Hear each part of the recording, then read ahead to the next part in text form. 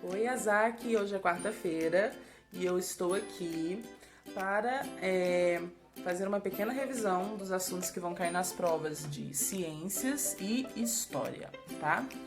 Então veja bem, em ciências vai cair o assunto sobre a água, a importância da água, enfim, tudo que nós estudamos a esse respeito, poluição da água e etc, tá? E história vai cair um assunto, inclusive parecido com o assunto do segundo ano, que é a nossa história. Aí nós vamos aprender quando começa a nossa história, como é que ela é registrada e como era isso no passado, né? Porque nós vivemos nos dias de hoje, o passado era diferente. Então é isso, tá? Então presta atenção, vai assistir nesse vídeo aqui. Se você quiser anotar alguma coisa, anote, porque é bom que você aprende melhor, tá bom? Quando a gente está ouvindo ou estudando, quanto mais a gente vai anotando o que está estudando, mais a gente vai decorando, vai fixando na mente as informações. Então, escrever enquanto estuda, anotar o que está ouvindo, é um ótimo exercício de fixação do conteúdo, tá? O mais importante é que você aprenda. E como nós não estamos estudando no modo tradicional, né? Nós estamos indo para a escola, enfim, está tendo que ser à distância. Nesse caso, eu não vou exigir demais de você, eu não vou poder fazer uma prova elaborada como eu faria se nós estivéssemos na escola. Então, a prova vai ser fácil, todas elas vão ter apenas 5 perguntas, todas bem simples, de modo que eu acredito que você vai saber responder. Mas, de qualquer maneira, estude, aprenda, saiba, para quando você for responder, você realmente responder corretamente, tá? Então, assim, para começar sobre história, revisando o que nós já vimos em sala de aula, a gente aprendeu que a nossa história começa a partir do momento que a gente nasce. E a partir desse momento a gente é logo registrado no cartório, recebe um documento chamado certidão de nascimento. Ali está registrado o dia que a gente nasceu, até a hora que a gente nasceu, fica ali registrada. Os nomes dos nossos pais, dos nossos avós, tudo fica registrado ali. É o começo da nossa história. Então todas as pessoas começam a sua história a partir do dia do seu nascimento. E aí o bebezinho, né, que a gente nasce é bebezinho, vai se desenvolvendo, ele vai crescendo, vem os primeiros dentinhos, depois começa a engatinhar, depois começa a andar. Tudo isso é história. Todos esses pequenos acontecimentos contam a nossa história. E isso depois é lembrança, registro, fica para sempre. Então, toda a história é contada. Não somente a história de pessoas famosas, de pessoas conhecidas, de pessoas importantes, não somente esses têm a sua história contada, mas cada um de nós, todos os indivíduos têm a sua própria história. E ela é contada desde o dia que a gente nasce até o dia que a gente morre, tá? Tudo que a gente faz, que a gente vive, que a gente presencia na vida é a nossa história. Então,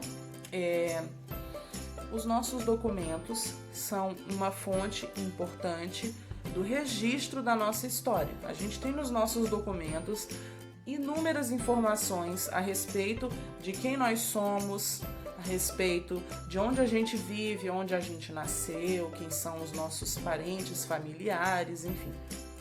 Os documentos são importantes registros históricos também.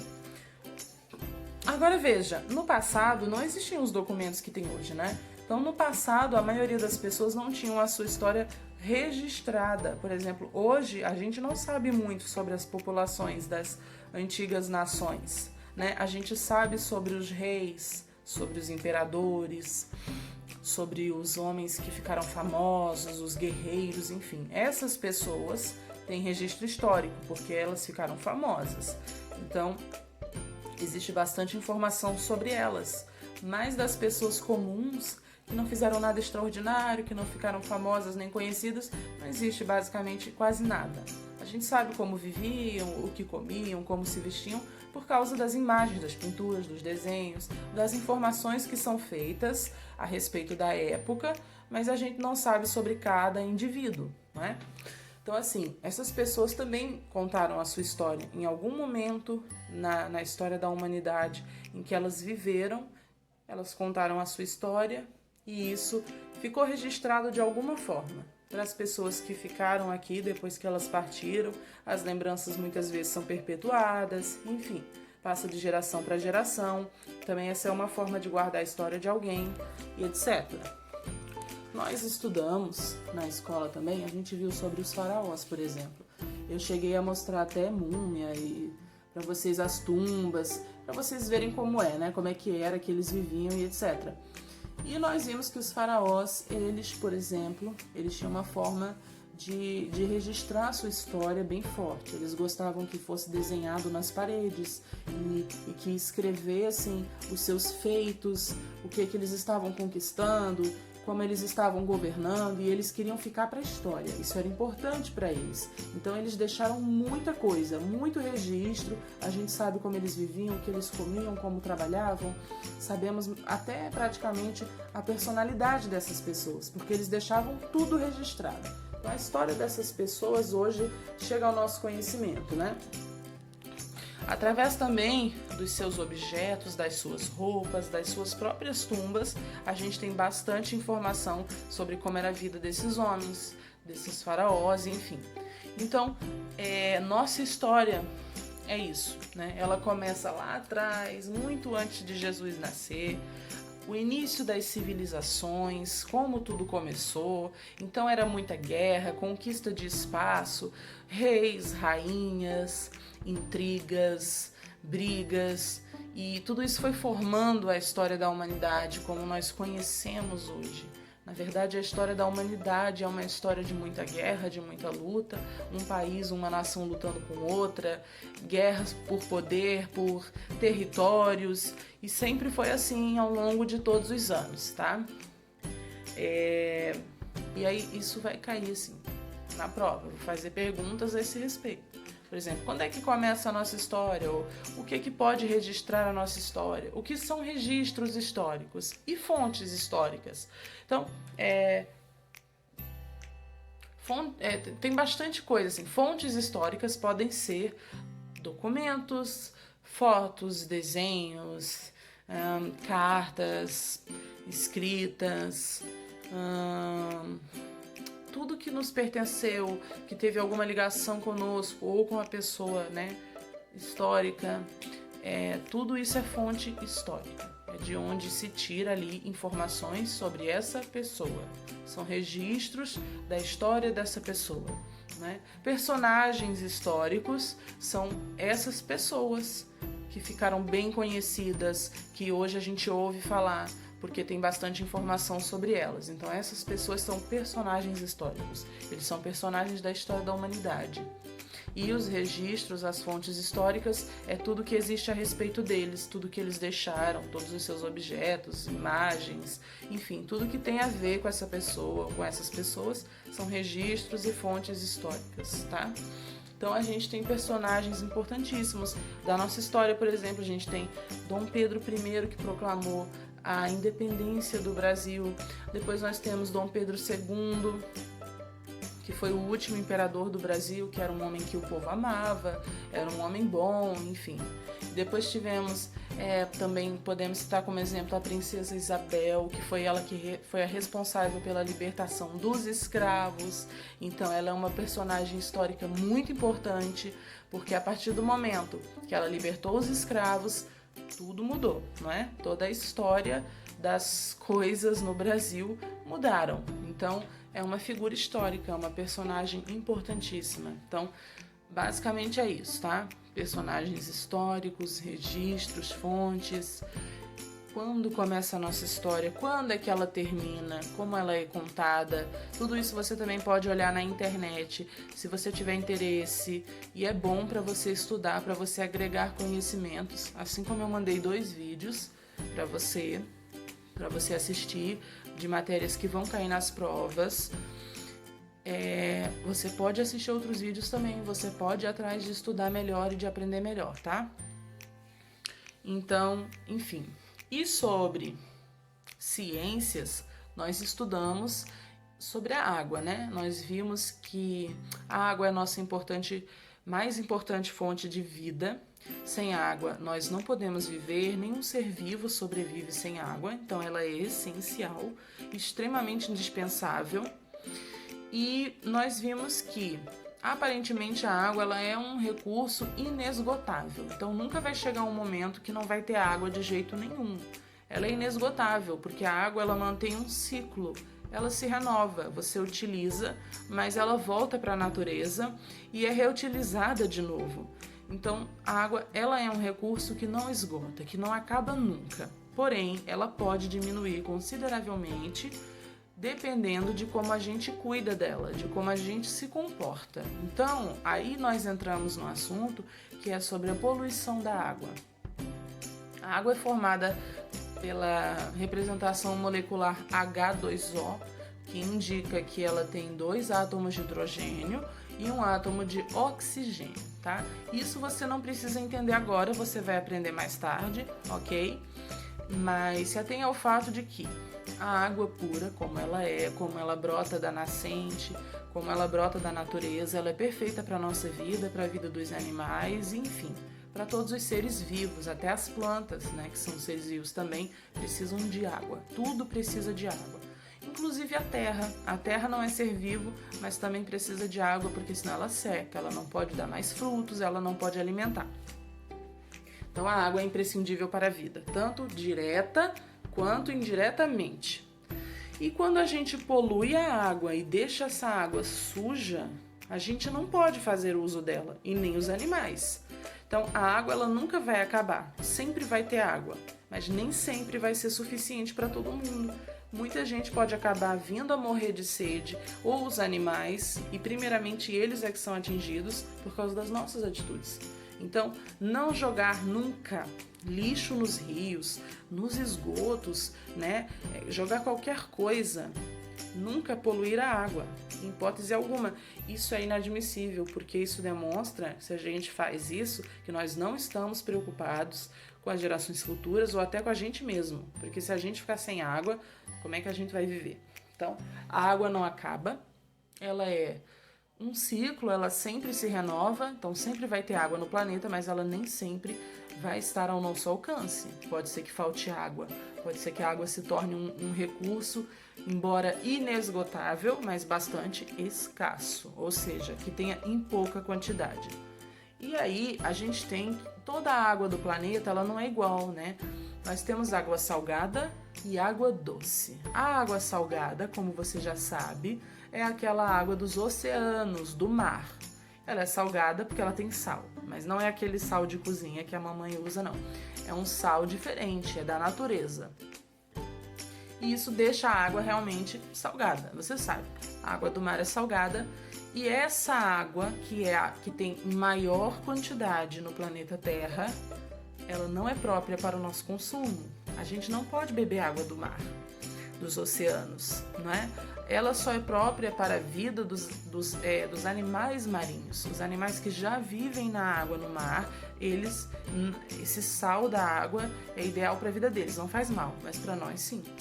Nós não podemos consumir, não podemos beber a água do mar. Então aí já começa o problema. Se o mar é onde tem mais água no planeta e os oceanos é que são a maior parte de água do planeta e toda essa água a gente não pode consumir, então o que faz? O que resta? As águas dos rios, das cachoeiras e das geleiras quando elas derretem, porque gelo é água, né? Você sabe disso, gelo é água congelada. Então a água das geleiras, ela é uma água doce. Não é que você vai tomar essa água e vai sentir um gosto doce, ela tem açúcar, nada disso. É uma forma de falar que ela não é salgada, tá? Ela é diferente da água do mar.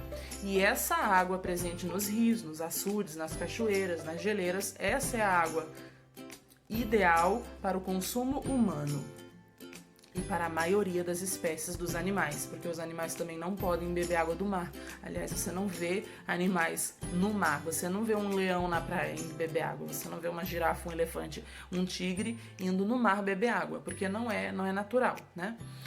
Então, a água doce, que é apenas 3%, que tem assim uma quantidade muito pouca de água doce no mundo, é justamente o tipo da água para o nosso consumo. Então, quando você joga lixo nos rios, você está poluindo uma das poucas fontes de água que você tem para a sua sobrevivência e para a sobrevivência das outras pessoas. Então, se você polui os rios, você demonstra que você não se importa, que você não tem consciência e que você não quer cuidar do meio ambiente.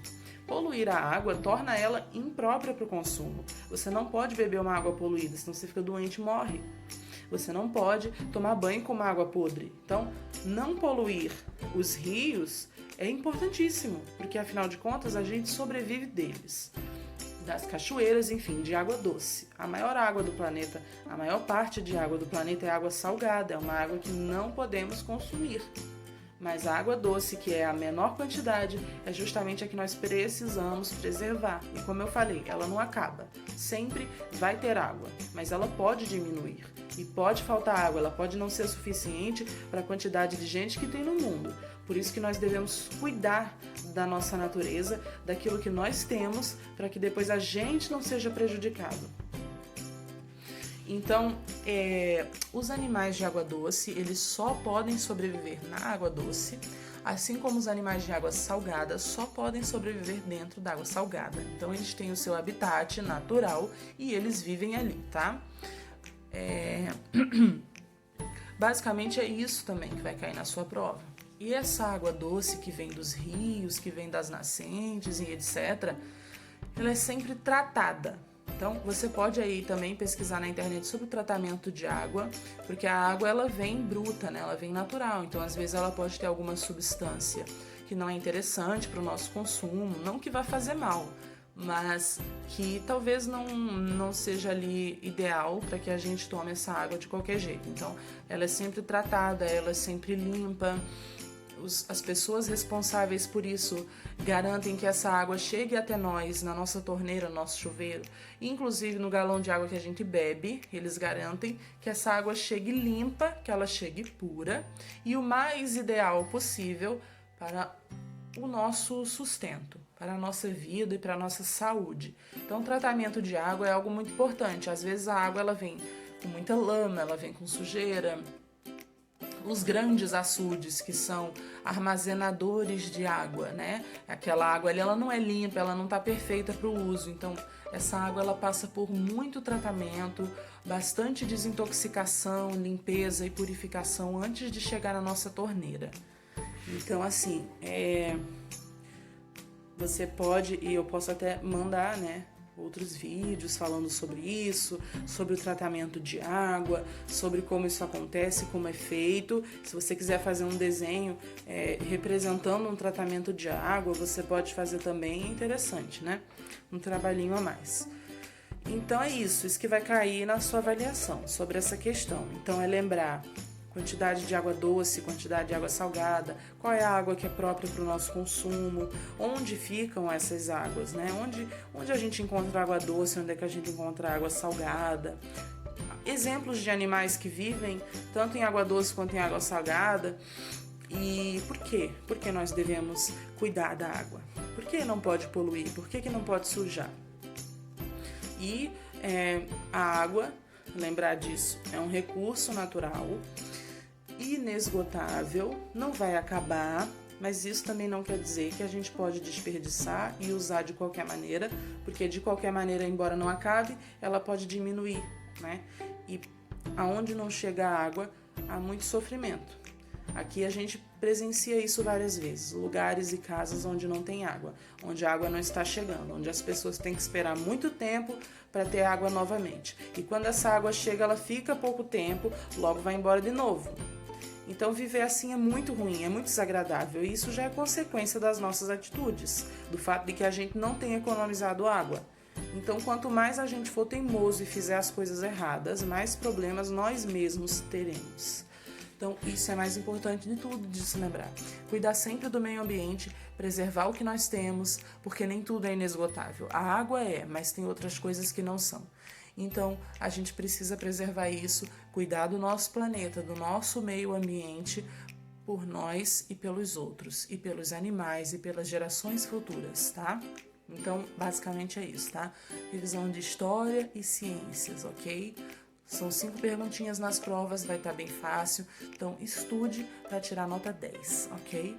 Eu vou ficando por aqui e a gente se encontra amanhã novamente. E aí continua com as nossas revisões, tá? Beijo. Tchau, tchau.